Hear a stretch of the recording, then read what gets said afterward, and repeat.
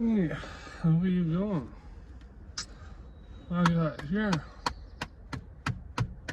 a nice, full, legal pack of cigarettes. Full menthol flavored pack of cigarettes. So, illegal! You can't, be an adult and make the decisions to put XYZ in your body, can you? Sure, I'm gonna be the one paying for it in the end. But, as much as I love tobacco and smoking and all that, what I don't love is when human beings abuse the very powerful things they have at their disposal. And tobacco companies are a great example of that. Like the cigarettes that I'm smoking here, the Pall Malls I'm smoking here weren't what Kurt Vonnegut was smoking in World War II. I don't just mean because those are unfiltered Pall Malls. And these are menthols. I mean that because it was a completely different type of tobacco. It was essentially what would now be referred to as organic tobacco. So they would burn longer, they would not give you that jolt of nicotine compacted into a very brief period of time, so you could easily have another and another and another. I mean, that didn't stop people from doing so anyways, but look at the David Lynches of this world. They smoke, or the Joaquin Phoenixes, they can smoke American spirits one after another. So this is leading into, because I think I've explained this before on my channel, the difference between organic tobacco and freebase tobacco is like the difference between, if you know anything about vapes, freebase juice and salt neck. One is much stronger than the other, but for a very short duration of time. Even if the nicotine contents are the same, one is going to give you all of them at once in a span of time that because of how it's absorbed and excreted means it's cycled out of your body pretty quickly, but boy do you feel a lot better after it until it's cycled out of your body. And this is my segue into I think an important discussion, which we've been having for a long time, which is what can humans responsibly wield without decimating each other, people around them. Perhaps it's something that can be used from the point of view of an aggressor against people to essentially make them fucking kneel and submit to the person with better toys and technologies and what have you. I think that these debates about should we have nuclear power, because we seem to fuck it up a lot. Should we have nuclear weapons, because we don't seem to be very responsible as a species. I think we're incredibly lucky to have only had 2 nuclear bombs dropped, and I'm sure ballistic tipped nuclear missiles have been used since then, and a war game type scenario playing out in real life. Don't get that reference. War Games was really the first government sponsored mockumentaries about what it would be like if a nuclear warhead went off in your area, or there was a nuclear exchange between the West and the Eastern Bloc back in the Cold War. But anyways, I think these debates are mostly moot because I just don't see human beings holding accountability as they should. I don't think I see human beings being fair when it comes to how we use what we use. I think the best example as to how these things just are toys that our fallibility makes us too incompetent to wield. It all kind of clicked for me one day because I thought, well, what about society's most precious thing, which is children, innocence.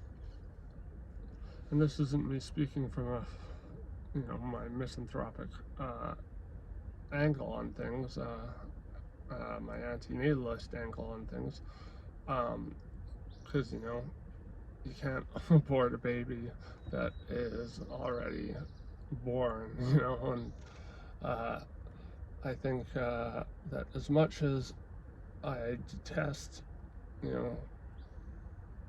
being around children, having to, essentially babysit and whatnot, because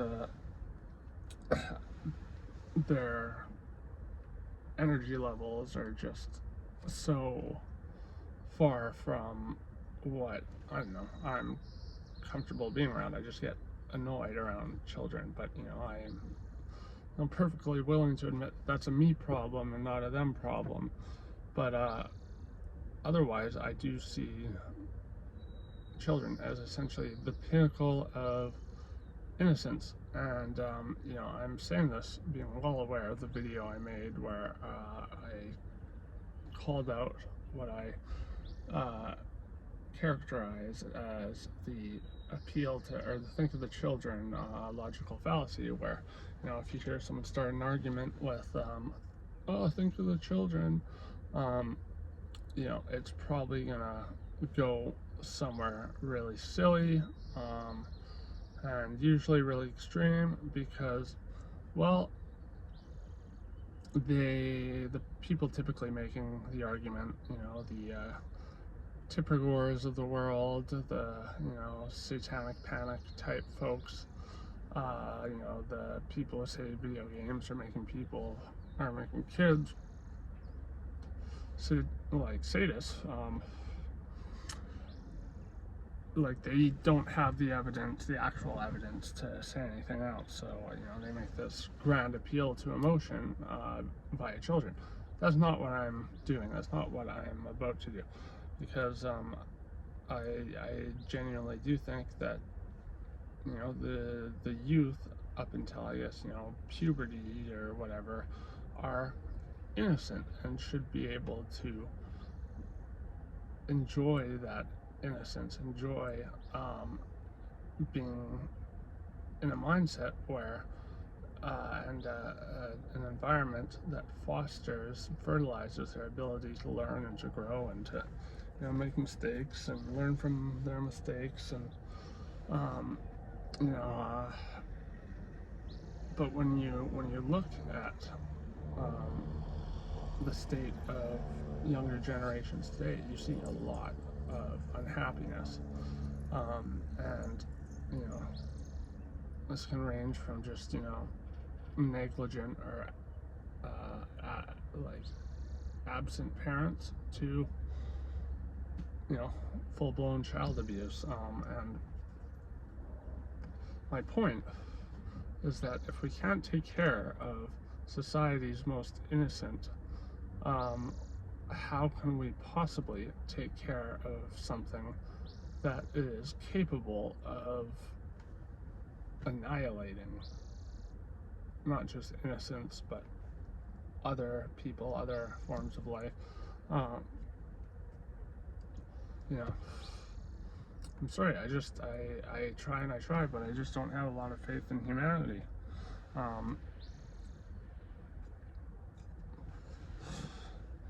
Do I know what the answer is, other than, you know, self-annihilation of our species? No. You know, I've thought over this so much that I have pressed my own principles, which I think is a good thing, and I will say right now that I no longer identify as an anarcho-syndicalist, you know, because once upon a time, actually for most of the time I was uploading videos on my channel, I, you know, genuinely believed that with a not too dissimilar mindset to what I have now, that humans in large numbers are just not capable of wielding power, you know, wielding like massive types of technology in their scale and their impact, and doing so in a way that is conscientious and considerate of, you know, life on this planet. And delegating power, I don't think is possible beyond a few hundred people. And I still, you know, I'm willing to say that, but you know, the anarcho-syndicalist views I held were that unions should just run the world, and you know, like I think I outlined this before, how, like, you know, I'm someone who's disabled, thus I would probably, you know, want a union for the disabled.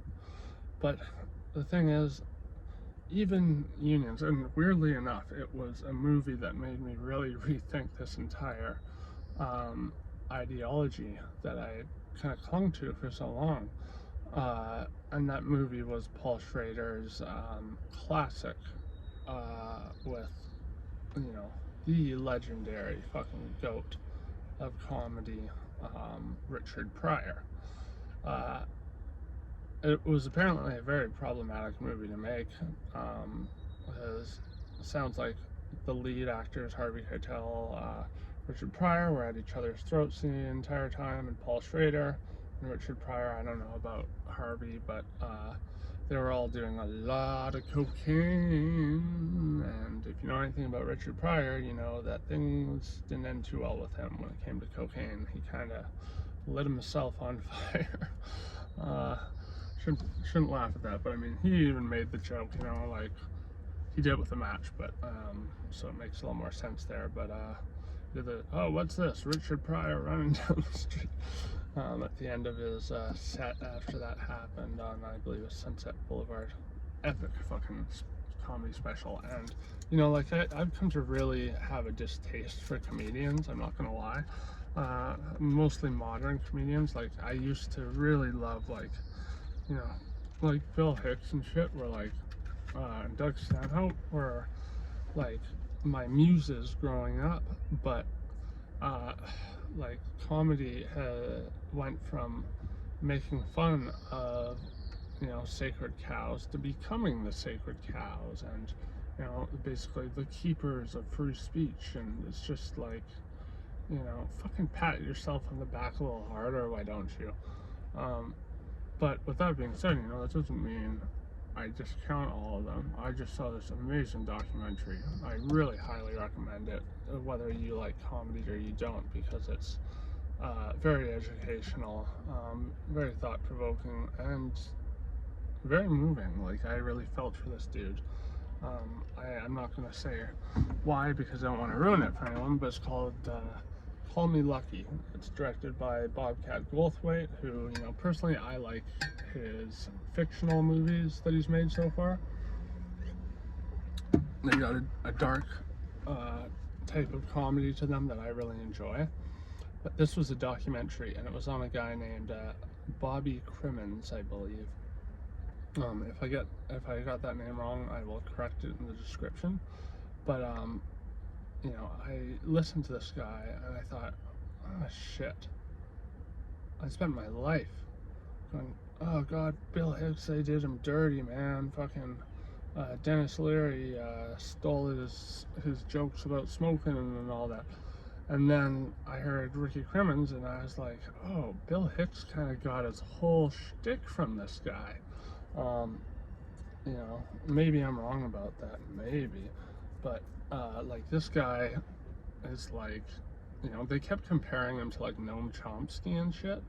But, and I think he did a panel with, like, Howard Zinn and shit like that. But I actually think that he was nothing like Noam Chomsky, because, you know, what really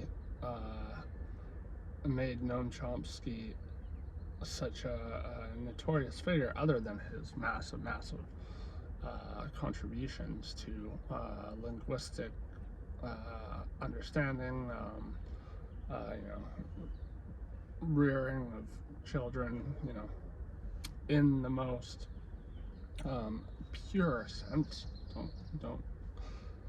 Don't get a dirty mind about those words. I mean, I don't know why we still use those words together, because it does sound kind of but anyways, Chomsky was very like mild mannered, very smart, but very mild mannered. This guy, Barry Crimmins, he was not mild mannered. He was pissed off. And he did some very like cerebral, like high tier, like you know, I used to think I knew what intellectual comedy meant, but no, like this guy flipped it on its head pretty much. I even you know, just to give credit where it's due, evoked one of the images that he described in one of his comedy routines. You know, he was talking about Exxon oil spill, and how they were trying to cover their asses by going, oh, the other tanker didn't go in the ocean, so, you know, it's glass half, tanker half full, right? So, you know, I did that because I saw the documentary the night before, and I was like, you know, I want to do a little, you know, call back towards this guy, because this guy was not just a comedian. My problem with a lot of comedians these days especially, is they don't fucking do anything. They talk, but they never back up what they're talking about with actual action. And, you know, they, like, to an almost pitiful degree, will victimize themselves. But, you know, like, these days getting canceled or whatever is, like, the best thing that could happen to your career as a comic. If you know, Shane Gillis said it, and, you know, a lot of people simp over Shane Gillis. Seems like a cool dude. I like that he reads Steinbeck. That's rad. I actually got this jacket because I dressed up as a Dust Bowl character from a Steinbeck novel in my early 20s. But Shane Gillis made his career off of being shit can from SNL, a terrible sketch show that all of his comedian buddies now had probably laughed at as just ridiculous and stupid for the last, you know, 20 years, because it has been ridiculous and stupid for the last 20 years. But, you know, that didn't stop Gillis from trying to get apart. And, you know, then he went on Rogan after he got shit canned, and, you know, said, he made some sort of jest about, that went way over Rogan's head too, by the way. You know, for a comedian, Rogan really seems to, like, just jokes, just, you know, I think, and when Gillis said this, I think something registered, but not as a joke. So, I don't know, maybe Joe Rogan's just, like, a little tone deaf when it comes to humor. That certainly shows in his comedy specials, which are, like, increasingly insufferable. But yeah, Gillis was like, oh yeah, I was joking with my manager that, oh, I've been canceled, I've been blacklisted. Oh, what's the next best move? Go on Rogan, it'll all be better. Well, he did, and that happened.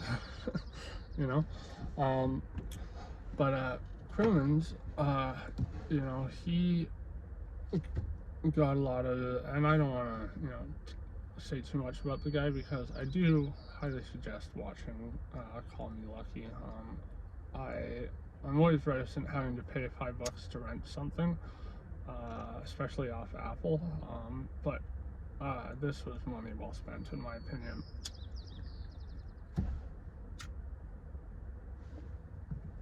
But Crimmins, his anger had a source, and he hid that for a long time because the shame of being gay. I mean, the documentary didn't get into sexuality, but he was clearly supportive of people who were gay in a time where being gay wasn't like it is now, where you're just considered a normal person.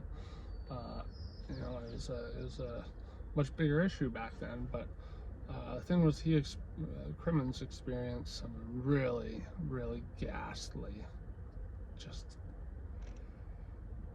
like deplorable sexual abuse when he was a toddler, basically. Like extended, prolonged, almost life-threatening, awful sexual violence against him. And once he started to do his comedy acts in a way that just had all of these high caliber, really like intellectually charged jokes that people just didn't like, or just didn't really want to hear. Which I do kind of get. There's a time and a place for everything, and if you're playing to a room of people who know you, know your material, and enjoy you, that's one thing. But when you're just doing comedy circuits and the people don't know you, and you come out after a guy doing dick jokes or jokes about airplane food, whatever the kind of banality was preceding him, and he comes out and starts talking about essentially like stuff like the Iran Contras, the corruption of the Republican Party back when Reagan was president, all this stuff that people just they had a long week and they wanted to just unwind with some smooth-brained fucking dick jokes or whatever at their local comedy club, and then this guy comes out and he's giving them these very like furious, fervent lectures on just what's going on in the world. They didn't so much care for that kind of thing. I get where they're coming from, even though I think it was something that the world needed, and that made him a very, very unique comic. And during one of his sets, he got so sick of people just like relentlessly heckling him, and he responded to like every heckler that he had, pretty much without exception. So I think he was just struggling to get through his set, and finally it boiled over, and he said in public to a crowd for the first time in his life that he had been raped as a child. And after that, the internet came out, and it was the Wild West days of the internet, and he found on AOL chat rooms that child porn was just being traded willy-nilly, and he spent 6 months where he compiled a ton of information, evidence essentially on these guys when he posed as two siblings. Basically, the first guy I've heard of to do this, and he went in front of a Senate hearing, and like the senators were these dried up fucking lizards basically, and children shouldn't have access to computers because there's porn on computers, and like that's all they knew is just, oh, this is another way to get porn, so porn is going to rot their morality. And Crimmins, who's there in his fucking Jerry Garcia tie, is kind of like stifling this laughter at their fucking ignorance. And all of the senators say that they're completely computer illiterate. And I get this was like very early into the internet, and not a lot of people knew how to use it. I understand that, but to have a Senate hearing on an issue regarding a medium of information that they are completely illiterate towards is fucking ridiculous. Like here was this guy who had fucking massive documents full of the most like explicit, disgusting stuff you could think of. These were mostly family members abusing their own children, stuff like that, and just freely trading it.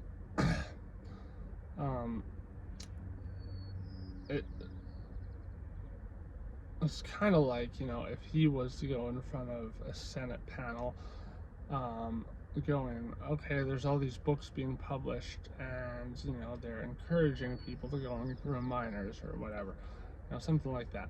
But then the senators go, oh, none of us can actually read here. Like, I get it's a little hyperbolic, but it's similarly absurd to me.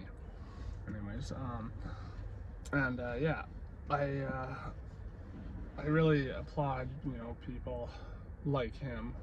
Like he, as I said, talked a lot about the Iran-Contras, and he actually went to Nicaragua and talked about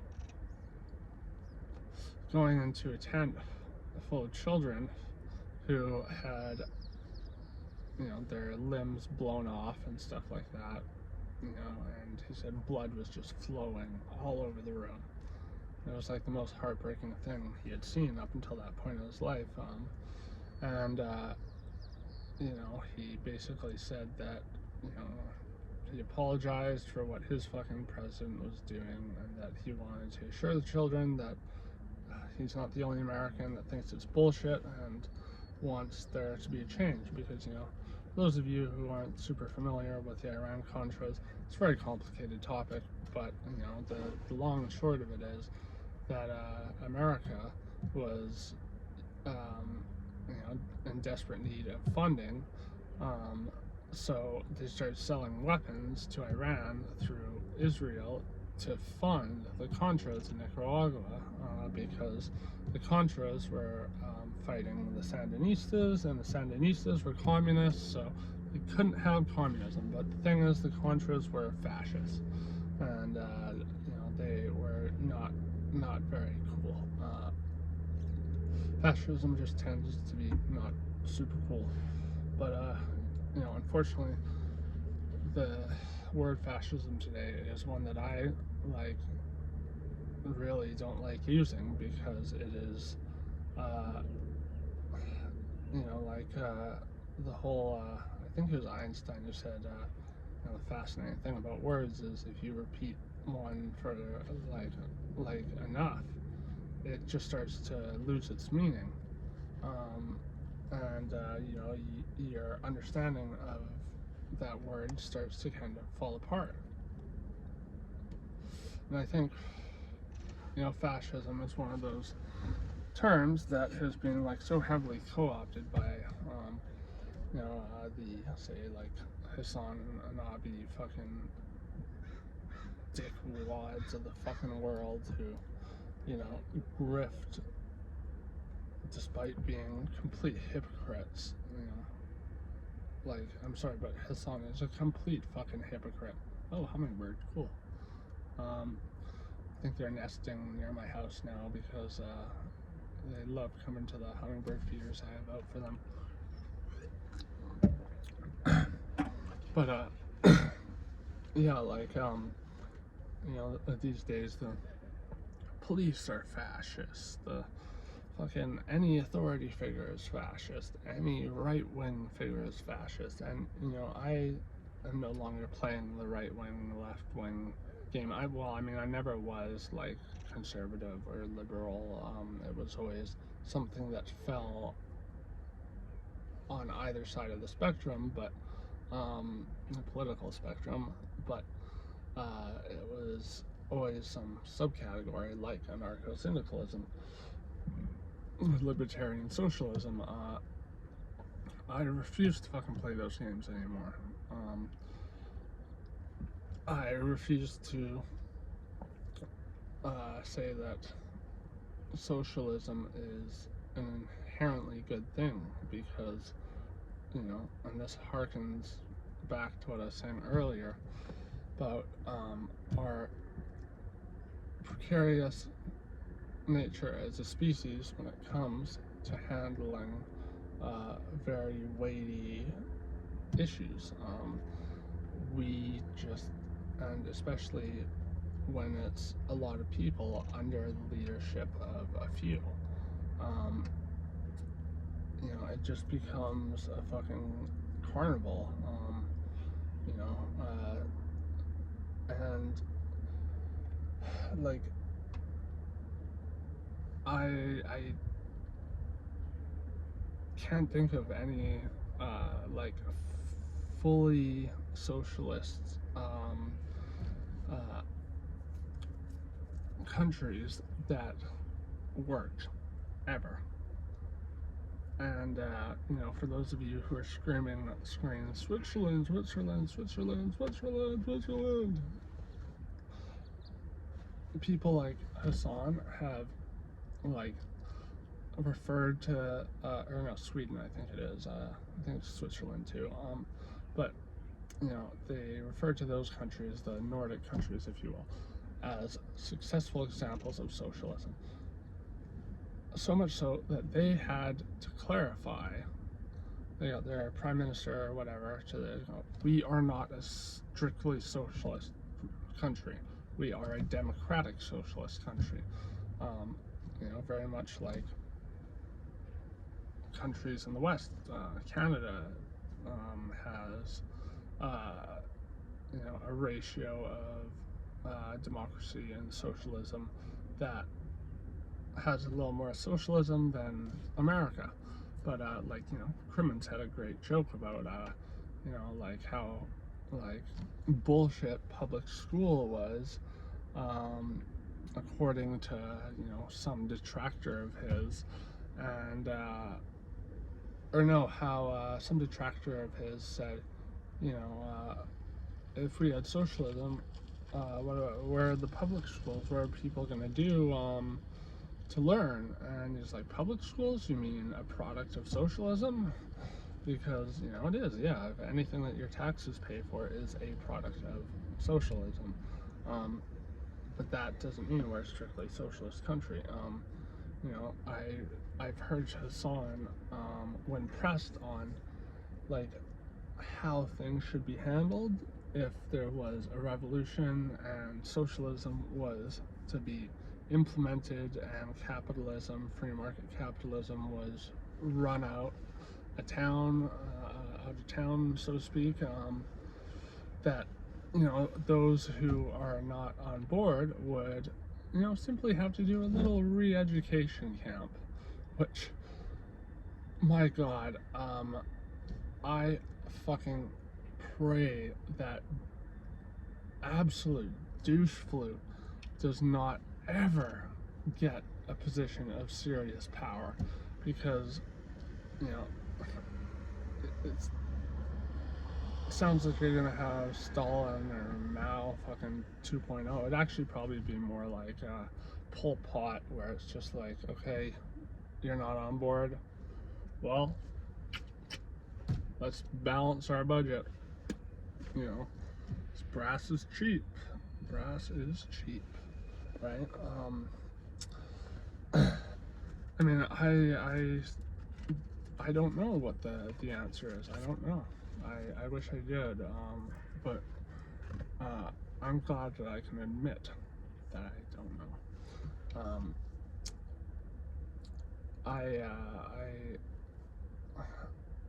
For all I know, fucking one world government could be what we fucking need. But I think as long as there are, you know, insane, not just class divides, but, you know, other determining factors like, you know, with the information age and the internet, I would say that,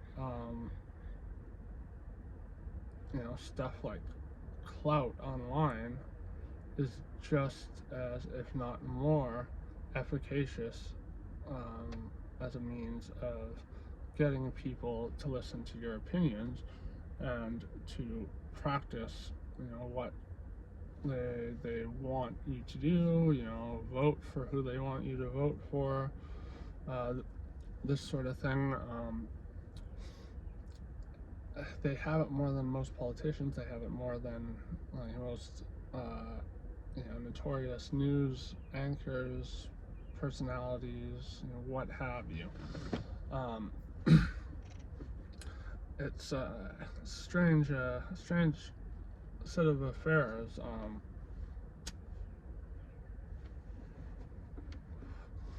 But you know,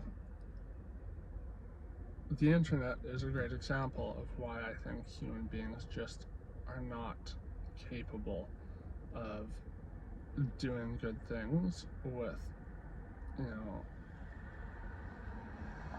what can be weapons of information, can be means of brainwashing, can be means of, you know, sometimes sublimating, but more often than not just distracting and isolating us from the world at large. And you know, like Timothy fucking Leary, you know, after he spent all his time, you know, turning on, tuning in, dropping out, something that, by the way, was not a slogan he came up with, but that he spouted endlessly. He, as well as people like Terence McKenna, of course, had great faith in computers and the internet, because they were fucking certain it would bring about the next stage of our evolution, conscious evolution, whatever the fuck. You know, basically the same message they're spewing with fucking psychedelics. And you know, I can kind of see where they're coming from,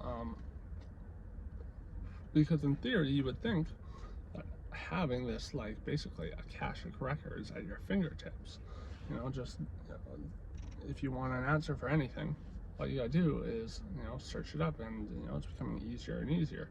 You just, you know, like the ads show, I've never tried this, or you know, other methods like, you know, what kind of species of birds is this? Take a picture and put it in Google, it'll tell you.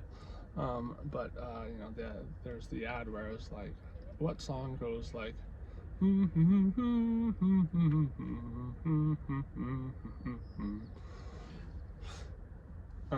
that wasn't the song they were humming, but it's just the one that came up in my mind first and foremost.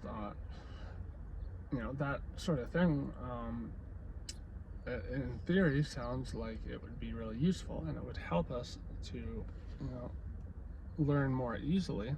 But because of the vast networks out there and the insane information overload we get from spending any amount of time on the internet, you know, that I hate to say it, but it's becoming more of a bane than a benefit for us. you know, and I would be lying if I said that it wasn't a means of escapism for me. So it totally is. It totally is. So it's such an easy means of escapism. And so, yeah, I guess, you know, Timothy Leary's turn on, tune in, drop out kind of did end up applying, but just not in the way that he wanted. Yeah, so, you know, if we can't, and also, you know, like, you know, that South Park episode where the internet is just like no longer available to people and society kind of collapses and people end up in a camp or they have one working computer and everyone's lined up all day just to get on there and fucking watch some porn and crank one out as quickly as possible. Like, you know, that kind of satire, in my opinion, with South Park, it's most brilliant. Because it's so true. It's so true. I mean, if you've ever been in a power outage, surrounded by people and home or whatever, all of a sudden everyone's going, I can't get the internet. I can't get the internet. And, you know, like that would really, you know, even though South Park is satire, I think that would be enough to have people at each other's throats. It's fucking crazy. But you know, if I was to leave people with a desired message from my contributions to the internet, if you will, it would be to, you know, do your best to come from a place of love when you're dealing with life on this planet, including other people, but to also take everything with a grain of fucking Adderall or whatever you want to say. You know, everything with a grain of salt. You know, a little bit of skepticism goes a long way, and to continuously question yourself as well, and to be willing to concede on principles, no matter how dear they may be to you, unless it's something like, you know, don't abuse children. You know, that is set in stone. You know, if I ever for a second had a thought of, oh, that child looks fuckable, I would kill myself. I would kill myself before I would ever fucking hurt a child. And, you know, you heard me say that I think children are fucking annoying, but if I ever had an instinct to hurt one, I would kill myself.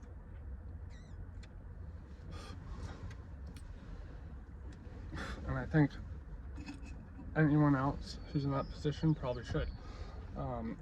Now, I get that, like, a lot of child abusers were abused themselves and all that stuff, and there is room to sympathize with them, but still, it's not an excuse. It's not an excuse at all. You know, my point being, we need to constantly reevaluate things. You know, sometimes we don't even know that things need to be reevaluated, and this is why, you know, I bring up you know, the notion of umbrella logic, like I did in my last video. Mind you, I gave you a very simplified version of that, because I needed kind of a diagram to explain to you, you know, this metric for taking ideas to, you know, the ceiling of where they would lead if they were a thing. But, you know, I can make a whole other video on that.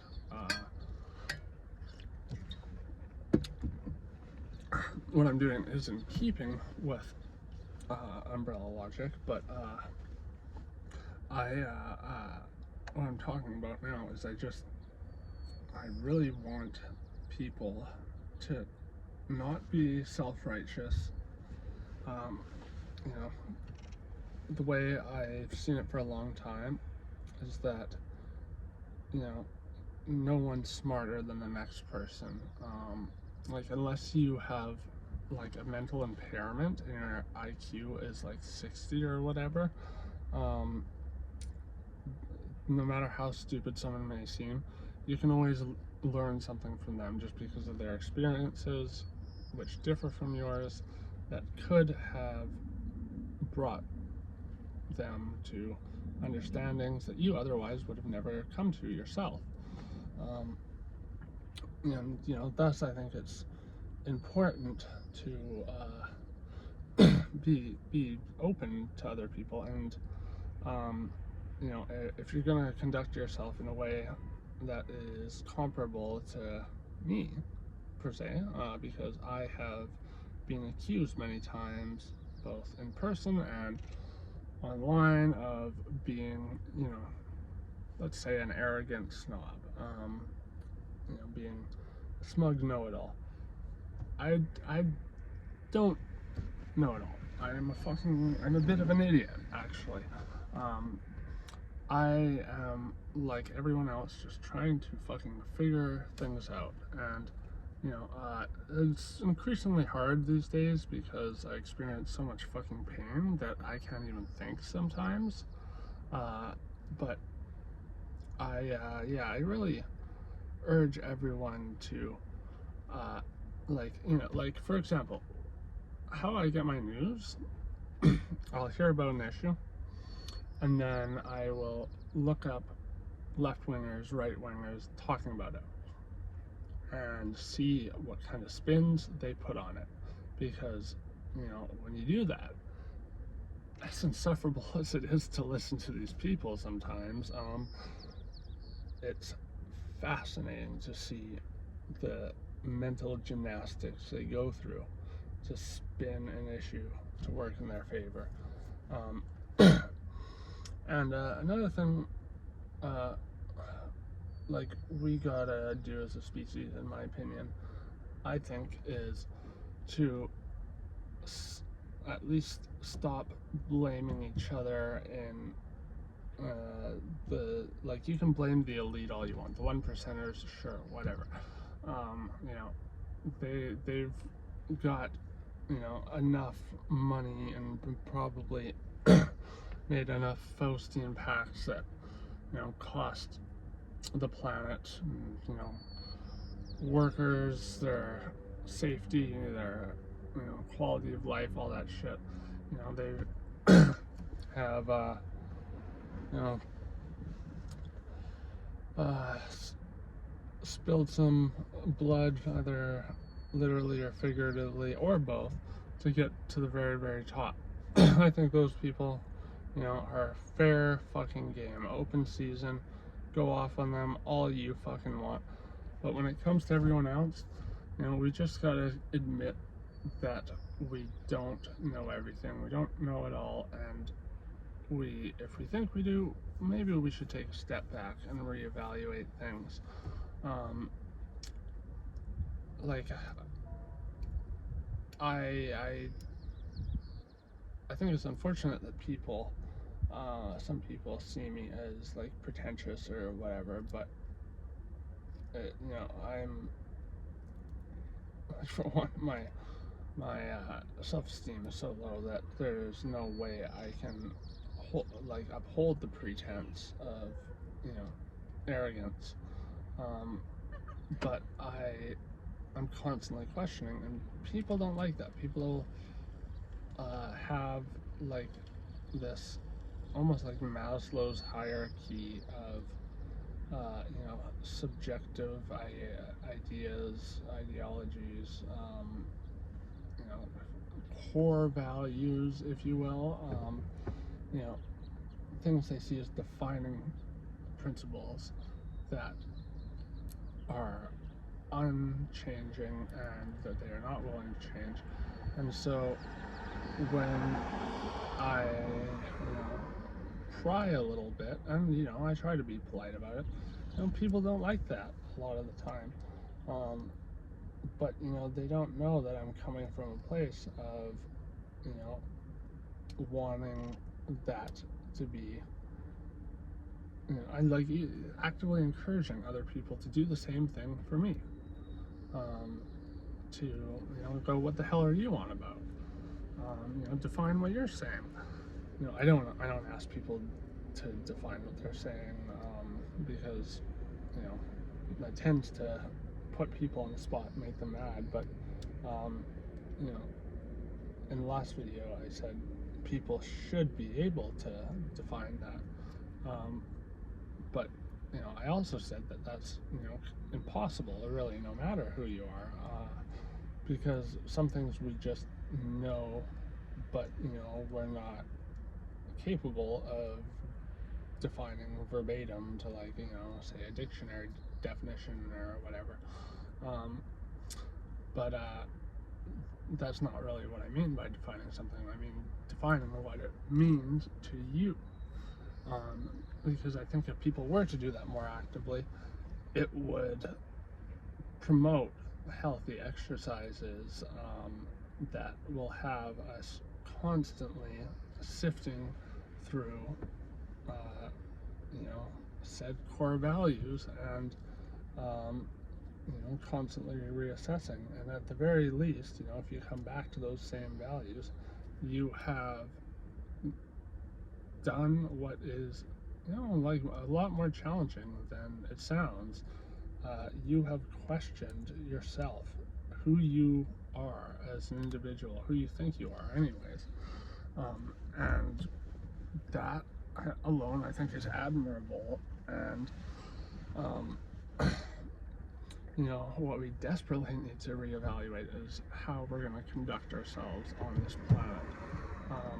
Because, you know, if you still don't believe in fucking man-made climate change, I don't think you can be helped by now.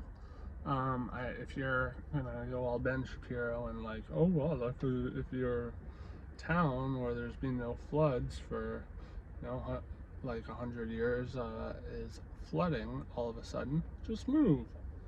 Like, you know, that's fucking stupid. That is like so insanely inconsiderate. And as much of a pessimist as I am, I do believe that, you know,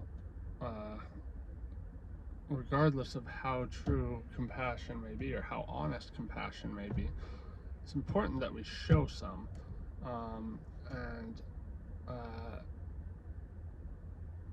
not just to each other, but to life around us. But, you know, humans are weird in that we, you know, say in a movie, you know, if humans die left and right, you know, it'd be John Wick fucking body count of like 400. No one fucking cares about the people who die. They're just like, oh, fuck yeah, wait, another one. But then when a dog gets killed, it's like, oh, fuck this movie. Fuck this movie. And it's like, it's a fucking movie, and most dog sound movies are CGI anyways. We have such a strange attachment to things like that. And you know, I'm just trying to make the point that we are, you know, our tendency to contradict ourselves is kind of integral to us as a species. But being able to identify that and to be able to take it, you know, into the bank, so to speak, and, you know, cash it in for, you know, a renewed set of values or what have you, is a good thing. You know, we live in a world, at least in the West, I can't really speak for the rest of the world, but it sure seems like the rest of the world suffers from the same problem, where everything is insanely polarized. You know, we are, unfortunately, more divided than ever before. We're constantly at each other's throats. And is that ever gonna fucking change? I don't think I can confidently say that it is, but I think, you know, to die trying is better than to sit back and watch it happen. You know what I mean?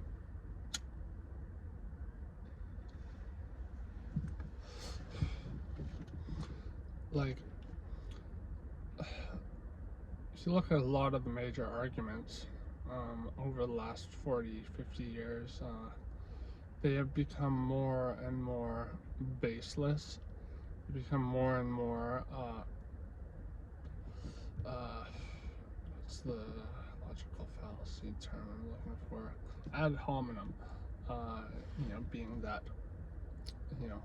what would be a discussion about one specific thing turns into an attack on an individual who is engaging in said discussion, which is just a way of trying to discourage them from engaging in it at all. And I think that is foul. I think that's just being a bad sport. And I think that is antithetical to the goal of learning, understanding, and continuously renewing our frame of reference when it comes to our understanding of the world around us and people and all this stuff. I'm still very much a pessimist, I would say, a cynic, sure, but otherwise, I am always willing to concede said tendencies if I'm confronted with information that tells me otherwise. I think it's hard not to be a pessimist in this day and age. Like, I notice more and more people, a lot of young people, who resemble the fucking Wojak of the Doomer guy with the fucking beanie and the cigarette hanging out of his mouth and the bloodshot eyes from not sleeping all day all night, because they're spending all day, just watching the chaos of the world fucking swirl around them as, their own internal fray regarding existence and how their existence plays into everything else is so much that they just go, fuck it. I'm just gonna live like I don't want to live. And I get that because, like, I literally feel like The Walking Dead all the time because, all I feel all the time is just cold pain throughout my entire body. Like, I've had frostbite before, and on the tips of my fingers. And frostbite doesn't necessarily hurt unless you pop the blister. I didn't get it bad enough to, to the point where it became necrotic, where, that's when you have to kind of like lose the limb. I luckily noticed it and just got inside where it was warm, but I had blisters on the tips of my fingers, and when they did pop, oh god, did it hurt. The pain I feel day to day is very much like that. But head to toe. Yet, and this is very hard to try to think proactively when you're in a state that makes rewards null and void, because you can't enjoy anything. It's like physically impossible for me to take anything positive away from most activities or situations, but I have to try because I have no other choice, really. It's either that or fucking kill myself. And I maybe, if it wasn't for my kitten, I maybe wouldn't be here right now. But I am, and while I am, I want to try my best to embolden others to be constantly thinking, constantly challenging themselves, constantly challenging others, and regardless of the things that victimize us, to not let those dehumanizing elements define us. And I think being in a state of the worst fucking pain I've ever experienced unendingly that only just seems to get worse or worse. It's given me a unique vantage on things.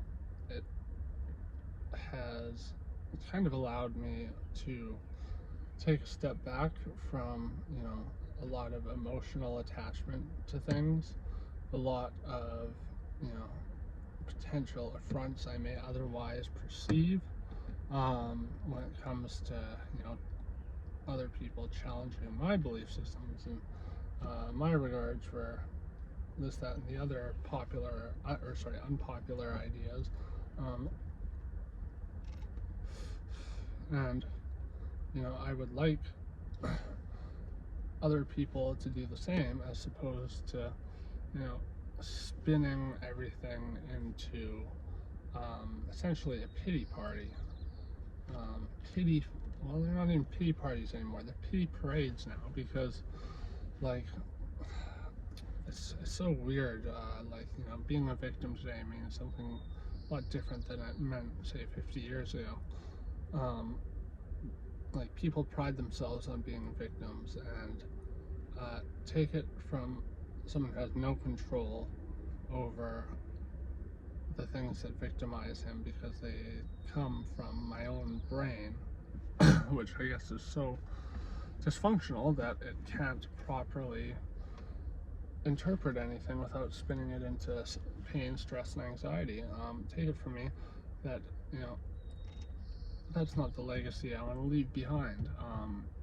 And I don't think anyone else should bury themselves in their own trauma, their own issues, as a means of feeling like, they're being heard. Everyone, I think, wants to be heard and should be heard. But, there's a time and place. As I said in my last video, I believe, I haven't been making YouTube videos because it's for the same reason. I haven't been, actively trying to hang out with my friends, because I feel like,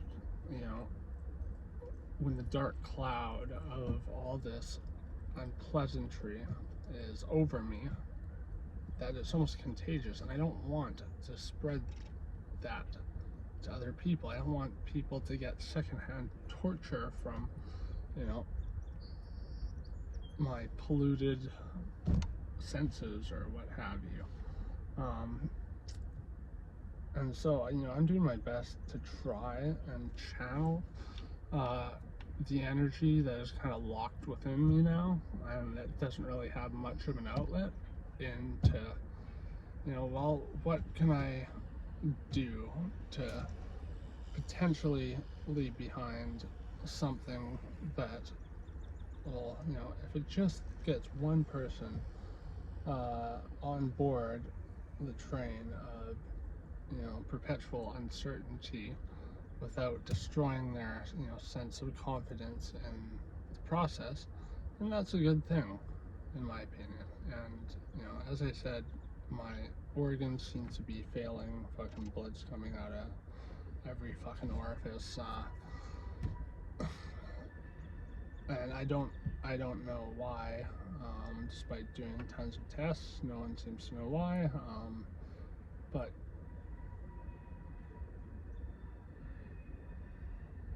yeah, I mean, I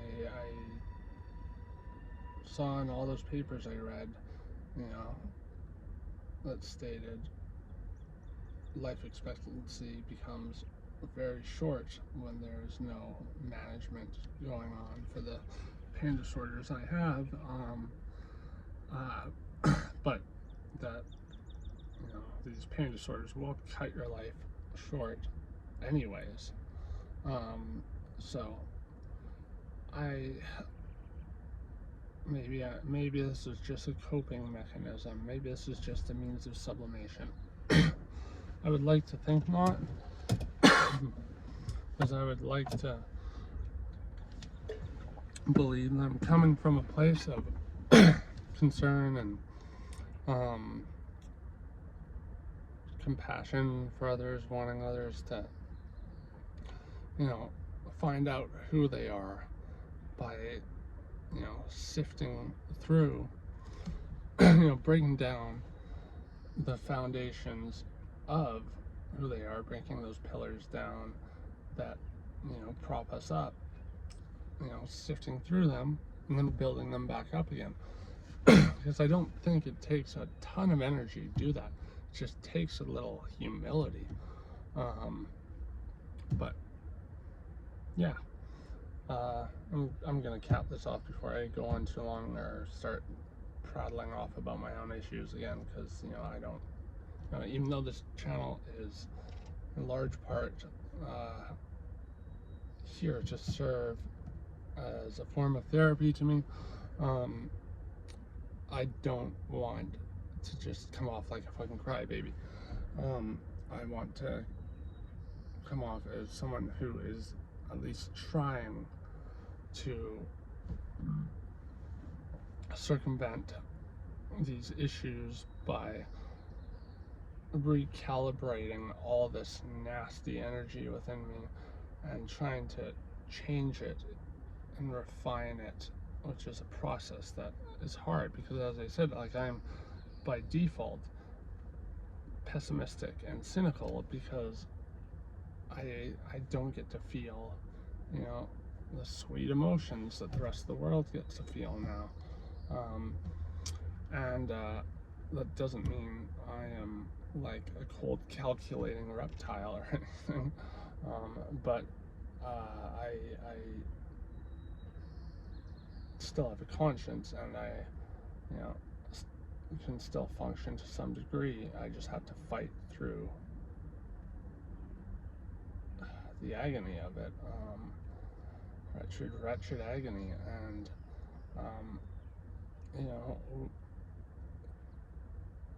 almost all of us are ailed by one thing or another, and if people can overcome those things, and to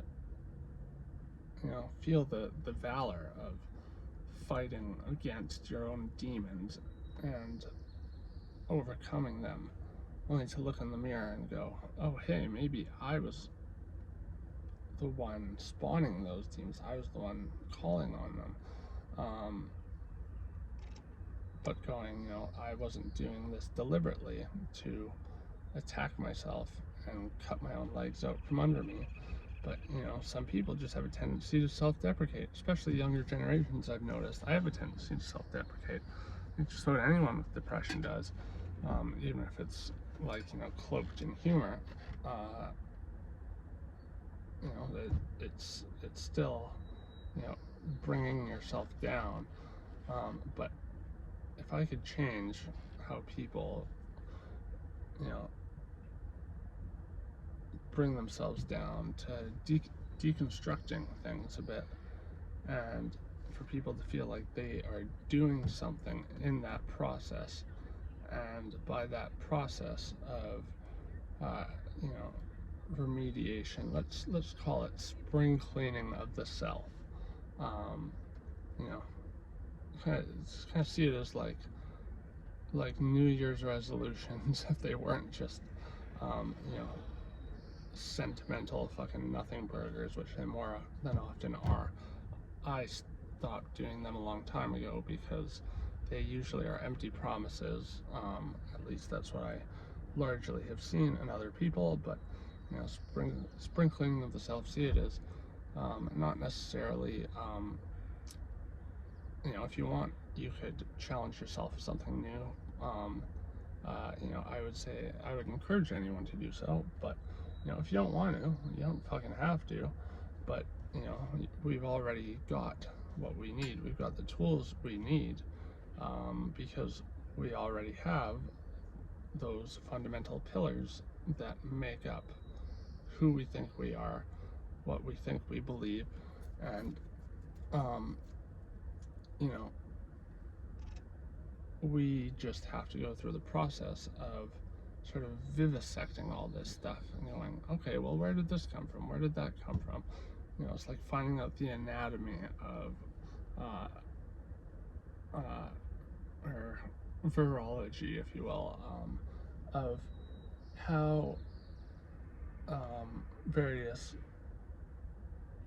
concepts that speak to us and play a very integral part of making us who we are.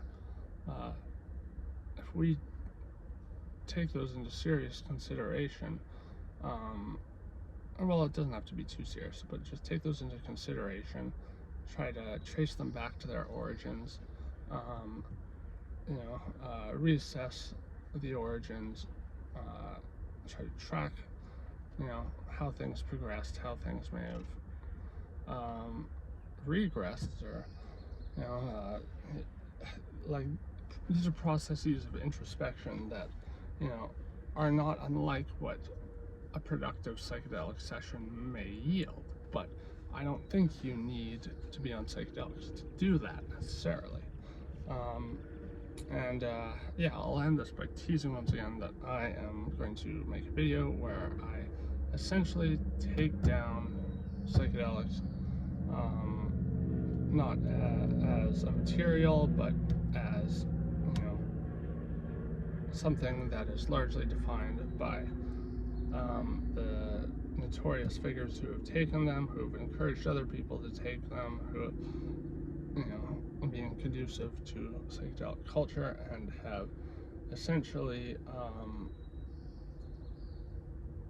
in my mind, proven what I was describing earlier about humans just not being very good at wielding certain things.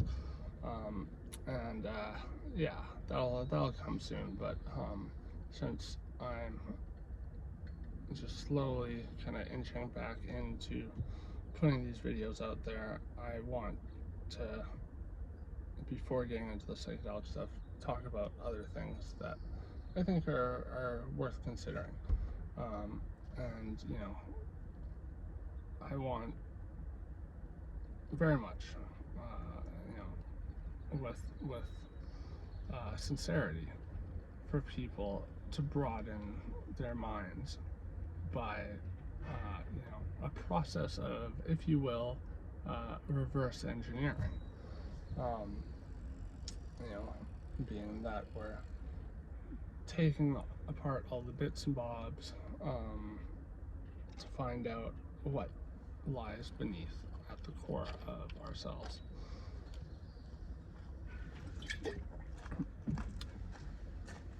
leaving my clothes here. You're just leaving them there? Yeah, go for it, dude. I'm out of here in a sec anyways. I'm going up to Frome. I'm gonna get hot, so I'm leaving my gloves. Yeah, do what you gotta do. I'm gonna be out of here in a sec, so if someone takes them, it wasn't me. Right, totally, yeah. Sorry, just so you, kind of a random thing to do. Take your time. I don't think you'll take them. They're old gloves. I've got gloves. Yeah. Well, I hope they're still there for you, man. Okay, that was interesting. In any case, I got a day ahead of me. I got shit to do, so I'm gonna get doing. But, do I honestly have faith in my campaign, where I think, people should, maybe see themselves as a, wonderful work of art, a statue, if you will, and then take a chisel to that statue, because you can put it back together, and what it may look like after you do that may be something that resonates more deeply with you than otherwise. But I also caution people not to get too self-involved by doing so. Don't become so wrapped up in yourself that you become self-absorbed and stop caring for what's going on around you or other people. These are exercises I am encouraging because I think it should help us understand other people and ourselves a little bit better. That should be the case. So if you do take the plunge, which fucking mad kudos to you if you do. And you know, say every spring, reevaluate everything you believe in, basically, and try to figure out, okay, well, where did that come from? Okay, that came from this instance right here, this day, when I was feeling this way, and when I'm in, like, say, a saddened or lonely state, I'm more prone to believing X, Y, and Z. These are the types of things I'm talking about.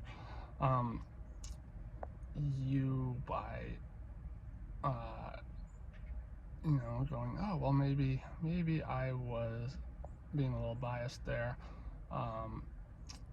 I'll put this on the back burner until I can figure out whether it's something I truly want to say and stand behind. I think that's a constructive thing to do, and by understanding yourself, maybe you can help others understand themselves as well. And what I think is crucial, though, is key, is understanding the impact we have on what's around us, the ramifications of our actions, and so on and so forth. Anyways, that's all I'm going to say for now, because I got to get going. But thanks for listening. And if I know I'm no fucking, like, MD giving a TED talk or anything, but I want very much to impact people in a way that is helpful, and that is, because like, if we get to the point where we can deconstruct ourselves just at any given time, and reevaluate what we believe we need